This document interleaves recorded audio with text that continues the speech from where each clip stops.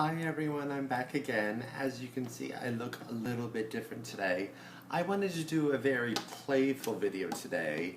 Those of you that know me know that I love words.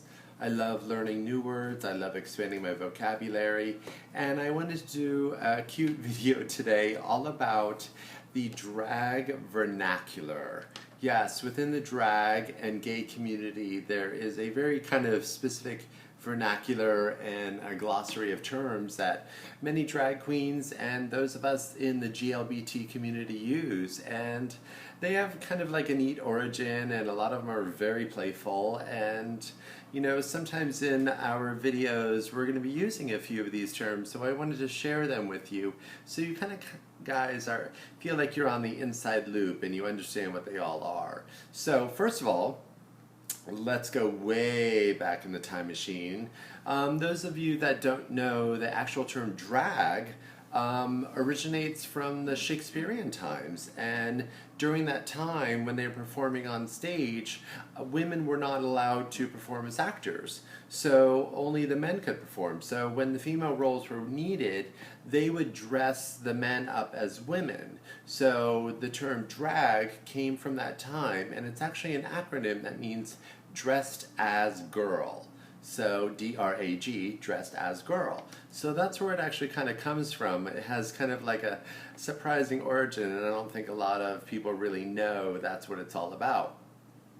So then within the community, a lot of these terms actually come from a period of time during when Paris is Burning was filmed. And Paris is Burning is an amazing documentary that was done in the 1980s, and if you have not seen it, you have to see it. It's called Paris is Burning, and it talks about the genesis of voguing and the genesis of having all these amazing balls and extravaganzas and all the different houses, the houses of kind of like putting on these balls, the houses of voguing, and the house of Ninja, the house of Benji, yes.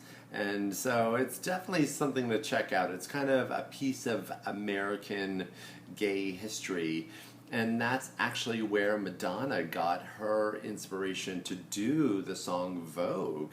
It comes from this period of time, and it's really kind of like a neat piece of history, so check that out. So we're going to jump right into the terms, and I thought since we're doing some kind of sassy terms, I thought I would amp it up with the hair and, you know, have some long luxurious tresses, so I am like totally filthy. Here we go. Okay, so I have my little cheat sheet on my computer because even though I use these just off the top of my head, it's kind of tricky. Okay, shade. Oh, the shade of it all. Yes, shade like a lampshade, but it's a very different term. Shade, throwing shade, to be shady, a shady lady. So it's kind of like dissing or kind of insulting or a little playful dig, you know, at someone else. And I want to start this off with saying a lot of these terms aren't really going for the jugular.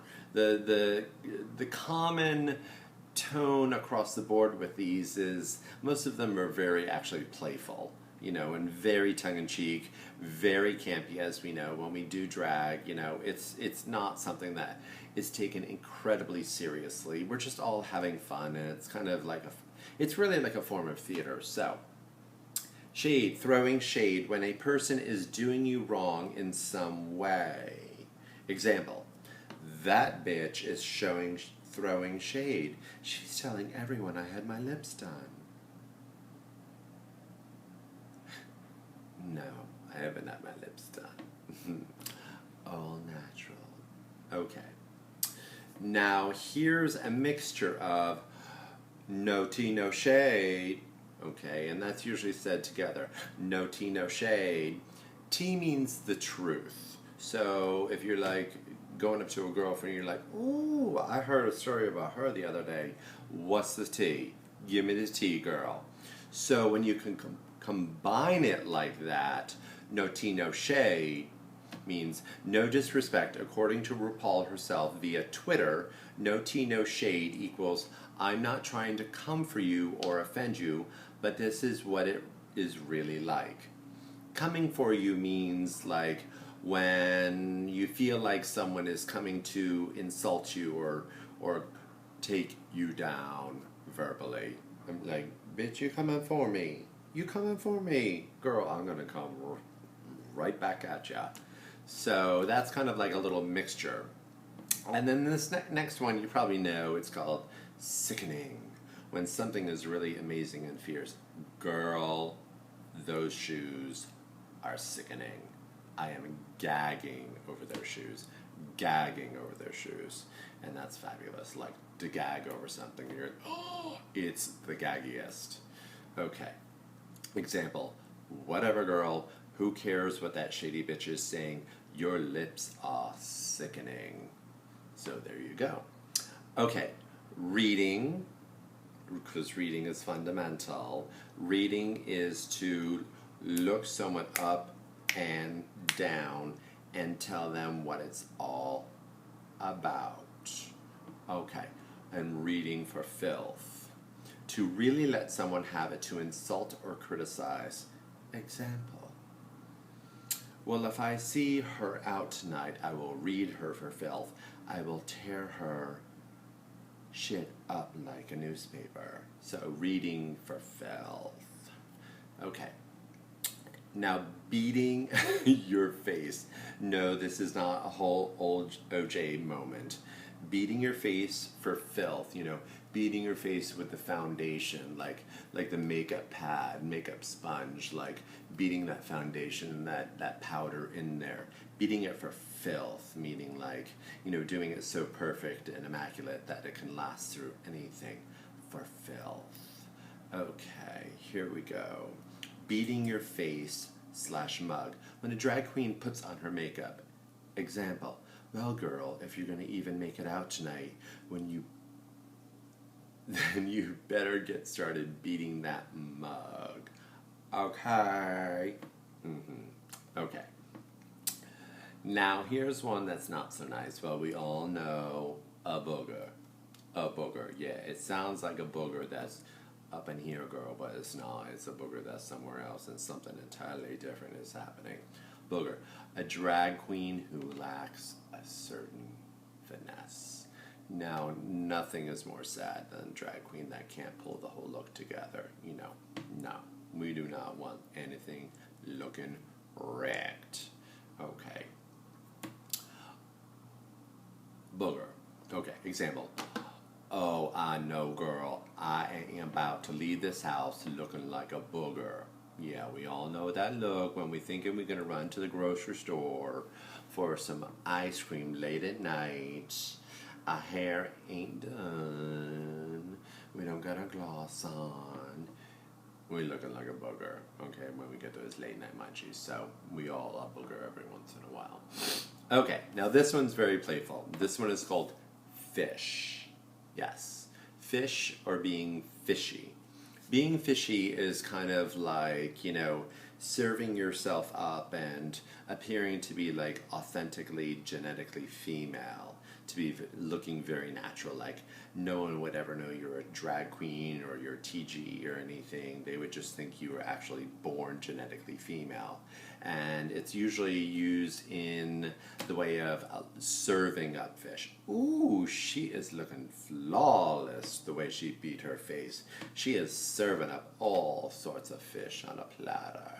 Yes, I know it sounds derogatory saying fish, but it's not. It's actually kind of a compliment, meaning that someone looks amazing and they just look beautiful and feminine and very natural and really look like a woman. So it's kind of cute. So let's see the example here.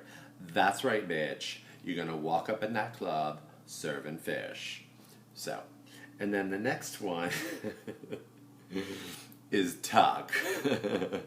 Okay, we all know what a tuck is. Tuck is hiding your junk.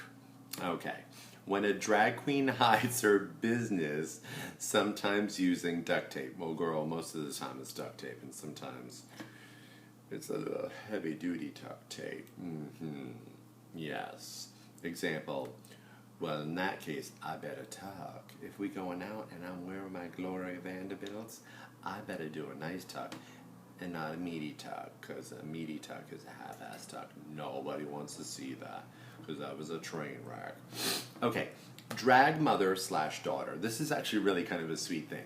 When there's more of the seasoned drag queens, and they're, they've performed for years, and then they have these kind of like fledglings that they take under their wings, they refer to them as their daughters. And the kind of really sweet things is these queens that are performing for years have their stage name.